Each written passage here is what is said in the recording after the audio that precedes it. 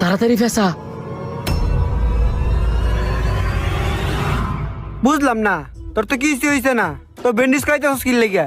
তোর কিছুই বুঝা লাগতো না, তোরা আমি যা যা কইছি তুই খালি তাতাই করবি।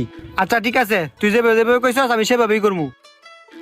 ভাই বুঝছেন কইলাম, আমি আপনার আবারও কইতাছি, আমি আপনার মাথার উপরে যে বোতলটা ধরমু এটার নাম যদি কইতারেন আমি আপনার দিব 2000 টাকা, আর যদি না কইতারেন আপনি আমার দিবেন 1000 টাকা।